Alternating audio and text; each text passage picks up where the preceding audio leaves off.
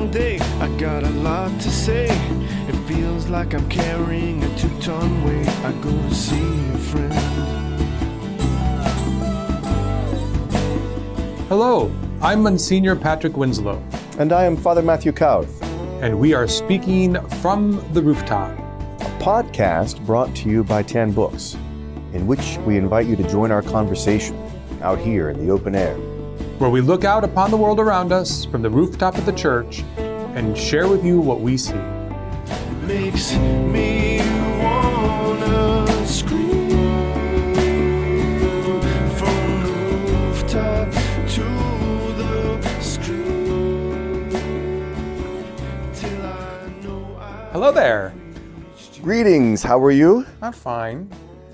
I'm fine. Now, that word fine, Oh no. I mean, if you think about it, it's the kind of word that people usually say when they're not fine.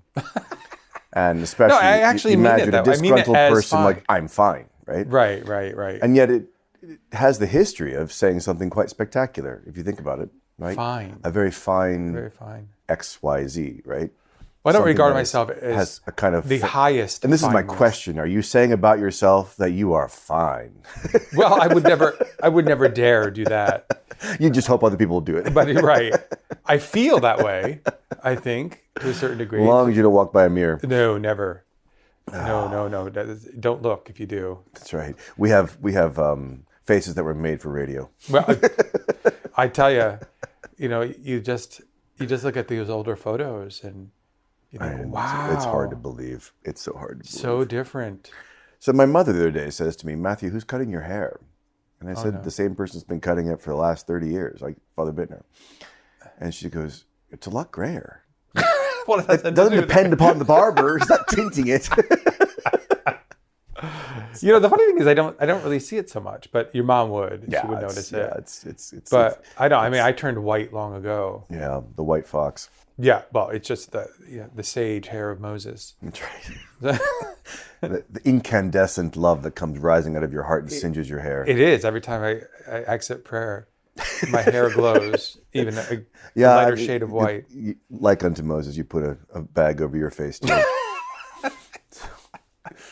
That's a fun thing to talk about. That Which whole sense of,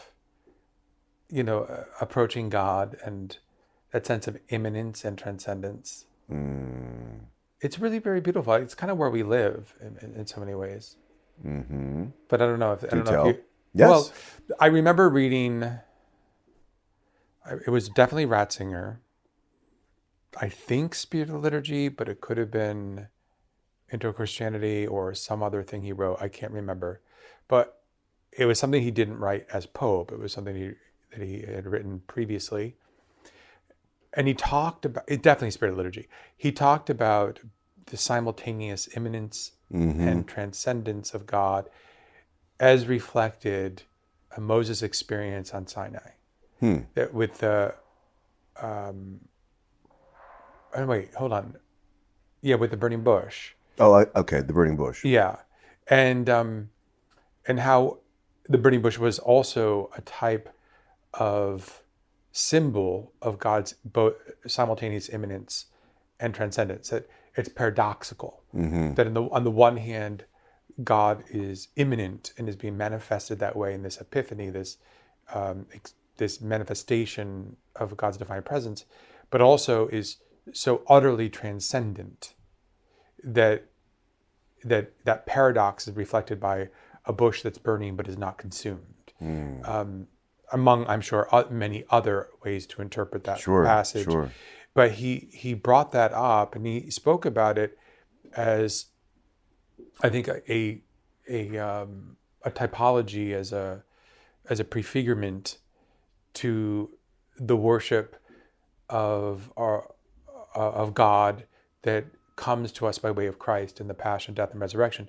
But we see a greater immanence in the incarnation than is manifested in the giving of a name that was given to Moses, so the sacred tetragrammaton, the name. Big words you're using over there. Well, I don't want to offend anybody, so they weren't allowed to say the name. I don't want to offend our Jewish brothers and sisters. Yeah, But so the tetragrammaton, right, just means that those letters that are Four syllable. typically used to depict the divine name when he says, I am who I am. So classically, YHWH. And since Hebrew doesn't have vowels, how do you pronounce it? We don't necessarily know.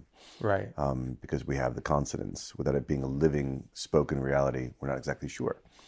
So the divine tetragrammaton just is a Greek way of saying the four letters. Yeah, the name that was given to Moses for God, but was considered to be so holy that it was a violation of thou shalt not take the Lord's name in vain, to just speak the name.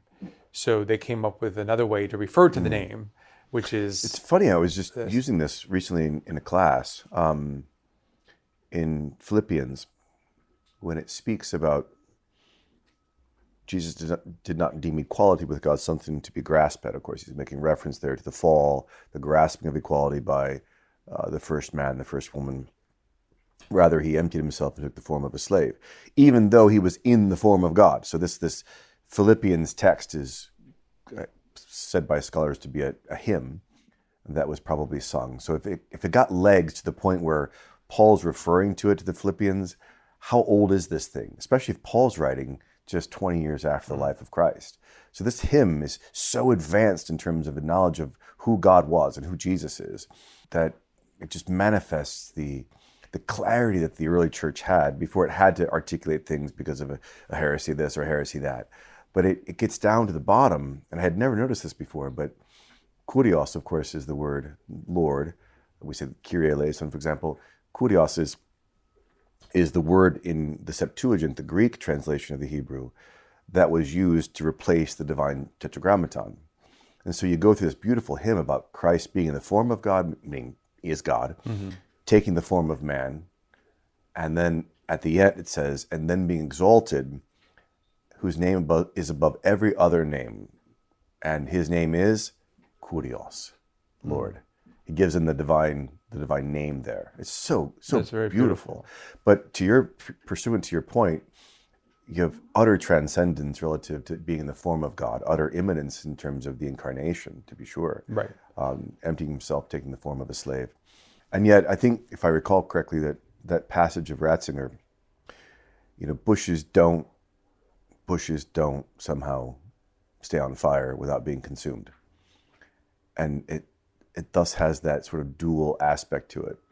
As does the very name itself. Yeah, as does the name itself.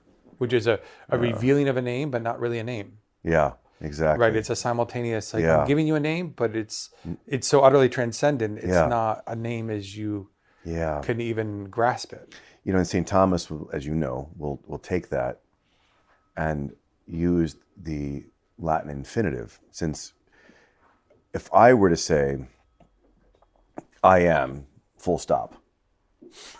You'd be like, you are what? We're waiting, yeah. Yeah, well, you are what? I am a man.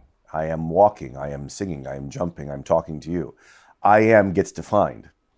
It's contracted as a particular kind of being. I am a man. And because I am a man, I can say about myself, I am walking, I am talking, I'm angry, I'm whatever. But with God, Thomas will take that passage of Scripture and give a name for God with an infinitive. That is to say, to be, esse. He is to be. And he has this little pithy phrase, ipsum esse persis subsistens, which is to be himself, by himself, existing or subsisting. It's really a beautiful little phrase. Very beautiful. Obviously consistent with his own thinking. Yeah. The nature and yet of God. what does it reveal? I mean, it gives us something, but it also doesn't. Right. Today is the Feast of the Guardian Angels, and the gospel was intriguing to me because there's a lot of passages that as I get older, I guess because I'm always thinking about these gospels. We've been preaching about these gospels for so long. You're always looking for something that you hadn't seen before, and I'm getting more and more to the point where the stock in trade explanations that I have that I don't think are untrue, they don't service me very well anymore. Right. And so I hear our Lord saying things, and like, I went ahead and gave that a detailed gloss in my mind that I can pull out whenever I need to, which is fine. But like this morning was, don't despise these little ones because they always behold the face of God. Like, that's a non sequitur. Like, what does their angels beholding the face of God have to do with despising them and not? And it just set me off into a spiral. But I got to thinking about the fact that when I was a kid, we played a game in the basement, which was basically, there's no lights. And the windows, what little windows there were blocked out with like towels. So you're in pitch black darkness. And you've got to try to make your way in the dark and find someone else. Then they're it, right? It's basically a game of hide and seek, but it's in complete darkness. And it was so interesting. It was easier for me to win because I actually lived in the basement. So you know how when you're walking in the dark, if you know a place by muscle memory, you can kind of get your way around. And I was thinking to myself about the nature of the angels this morning, that for us, God is obscure because we don't see him. We walk by faith, which the image of that is always the woman with the band over her eyes. And he tells us things that are incomprehensible. Literally, I can't get my mind around them because my mind is finite. And yet I know that they're true. So I'm certain about them, but they're incomprehensible. So I'm walking all the time in the dark. And it just, a simple thought struck me this morning about the angels behold his transcendence. Like, they're never in the dark. Like, they're always walking in the light. And here I am walking around with a big blindfold on, not seeing where I'm going and fumbling about and knocking my knees and everything else. And I've actually been given a guardian angel for the purpose of saying, you live in the light. You show me where to go. I have no idea where I'm going. Right. Like, you see and I don't. They never are ever in the dark. What a wild thing that would be. Because we can be in the dark just about hiding from ourselves or hiding from other people or whatever else, or things we just genuinely ourselves don't see, which is fascinating that we can have the capacity to do that. But when it comes to God, he must necessarily be obscure, because lest he manifest himself in such a way that we could see him, the game is up. Like, you can't live in this life and see that light. So the whole process of faith by which I'm certain and yet I don't see. That was the dog, by the way, not Father Winslow. Thank you. I appreciate it. Makes similar noises. The disclaimer there. Anyway, I think Lupo was tired of me talking about this. So I think everybody listening was tired. I think it's one of these things where your thought processes are fresh, and going through all the implications. And for the rest of us, we're the people who are unfamiliar with the basement that you're familiar with in the dark. And we're like, what is he talking about? No, just because you have a mind that cannot be enlightened. Was I think better of our people. And oh heavens, these people know better. No, to your point, the type of faculties that a guardian angel has compared to ourselves, it's just extraordinary. It is amazing that one time a year we know at least that we think about them. I know, isn't it amazingly sad? Yeah, and yet I suspect that they're undeterred. They're undeterred by their effort, their love, their mission, and in a certain sense, every time I engage my guardian angel in just a thought or an inclination, it's always a twofold something and I'm sorry. Yes. Because yes. the sorry is I know I'm hard to handle. Like, I'm so sorry that I have brought you into my world. And you have to witness. But you're stuck watching this show. Right. It's like something and I'm sorry. I mean, either I'm asking or I'm thanking or whatever, and I'm sorry. I never. It's almost like just a perpetual I'm sorry. state, Yeah. a perpetual statement in a dialogue with a guardian angel. And I'm sorry. And I'm sorry because I totally forget about you. Right. Totally neglect you. Put you back on the shelf. Yeah. But I do wonder to what degree our souls at a certain level, almost like a subconscious level, have engagement. I drove here. I have no particular memory of driving. So there's some level of my mind or my brain that's engaged in bringing me here that seems to happen underneath my conscious awareness. And I do wonder if there's something analogous to that at the level of the soul, where there is an engagement that's occurring that eludes my conscious awareness at the level of the soul. I don't know. I mean, it could be the case that there's something happening there. Well, imagine again if to use the analogy again of walking around in the dark, because my point with that is that I don't see reality as it really is.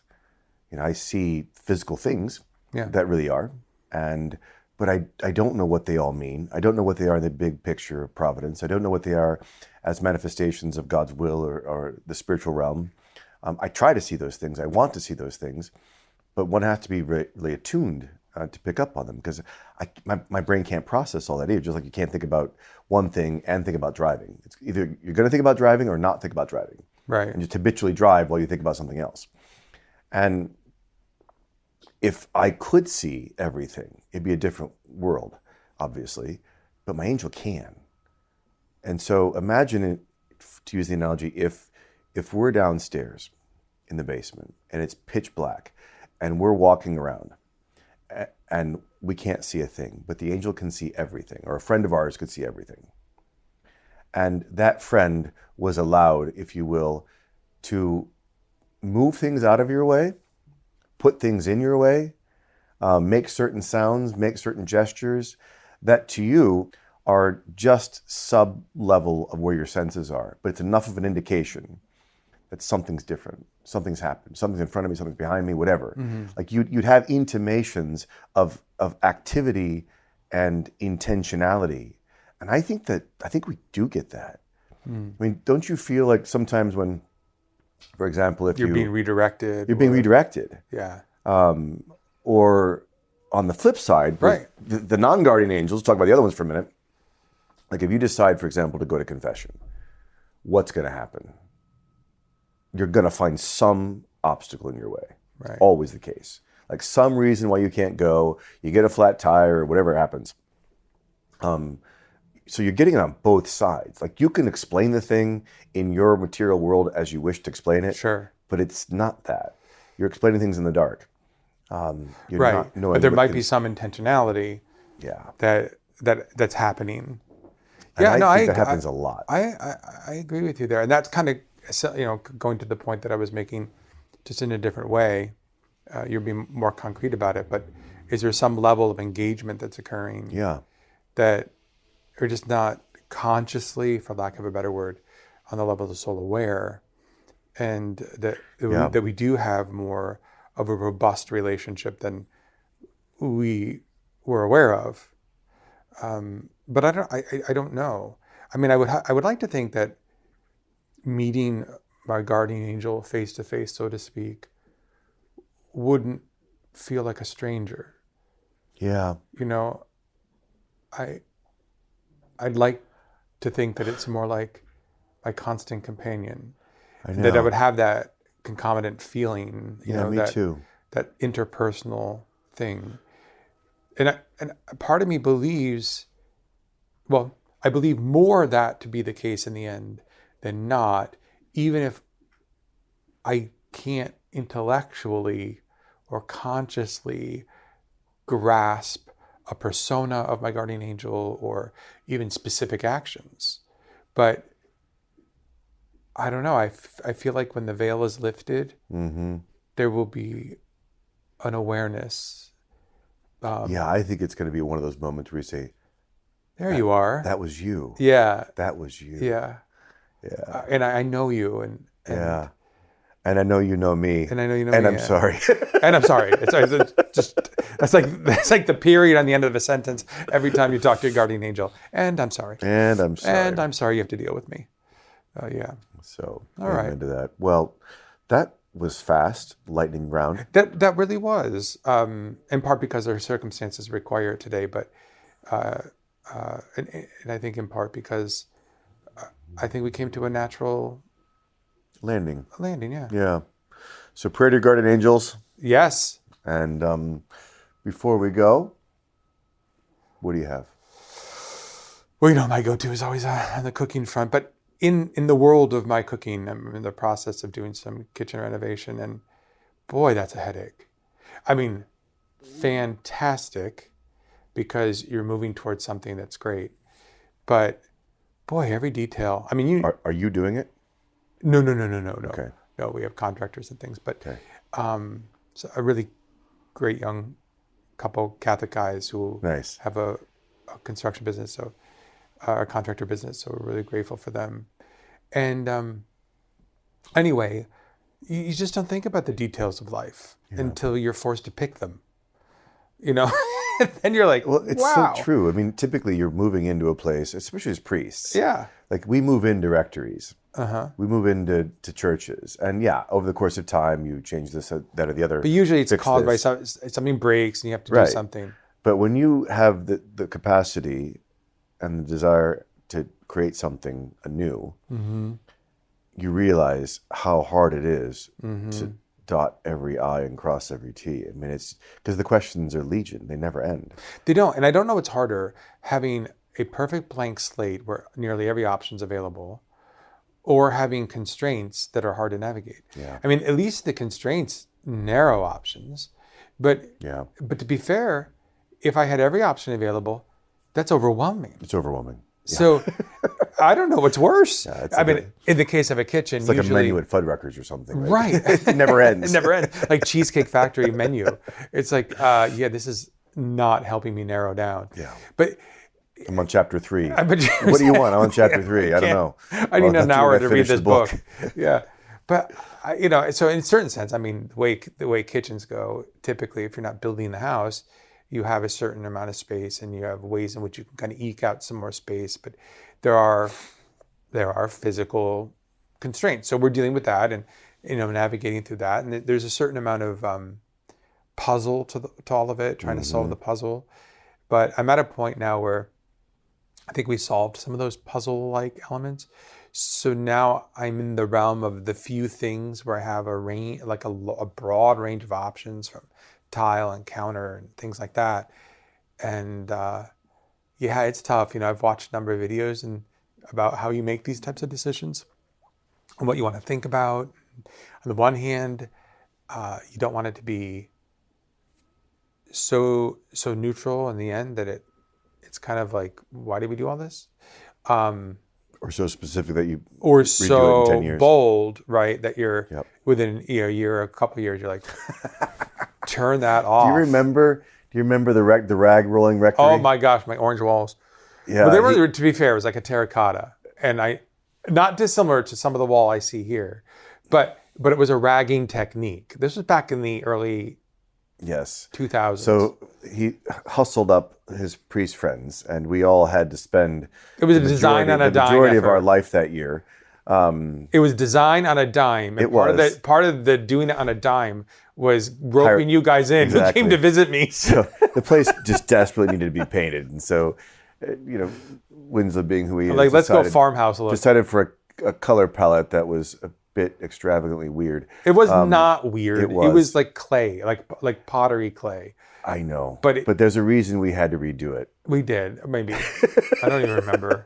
But that's the bold part. It was an attempt. Like, it was a bold part. It was a very bold part. We were in the beginning phases of learning how to do art, architecture, colors, Right. schemes like that. Yeah, we which were- you have to try it. Then Yes, find out we how were in bad the you are at sand. it. I was and- definitely in the sandbox. That's Yep. for sure.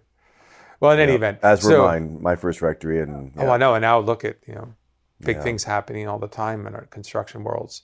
It is, and so that's kind of where I am right now. Speaking of spaces, is that the chapel is finally going up, and it's Is this your before you go? It's my before we go, yeah. So just letting people notice, swing by at some point and see it. It's so fun. Pulling in, it was nice to see the skeletal structure. Yeah, about half the steel is up, and maybe 2/3 of the steel is up actually. Yeah, and to be able to walk in those spaces and feel the space, the height, the width, etc., really extraordinary. Amazing. And so, as you say, millions of decisions have had to be made, and now it's kind of the fun part. Right. You still have decisions every day that you miss. Yeah, but you're grateful that you have a lot of them done. Exactly. Because you watch it happen. You sweat over them. Oh heavens, yes. Yeah. Because if you make a mistake, it's a lot of it's money, but it's just then you got to redo it. Yeah. So, or live with it. So. All right then. Very good. Good to see you. Likewise. Everyone have a blessed week and pray to guardian angels. Bye now. Ciao. God bless. Makes me wanna scream from the rooftop to the screen. Thanks for listening to this episode of From the Rooftop. For updates about new episodes, special guests, and exclusive deals for From the Rooftop listeners, sign up at rooftop.podcast.com. And remember, for more great ways to deepen your faith, check out all the spiritual resources available at tanbooks.com. And we'll see you again next time. From the Rooftop. And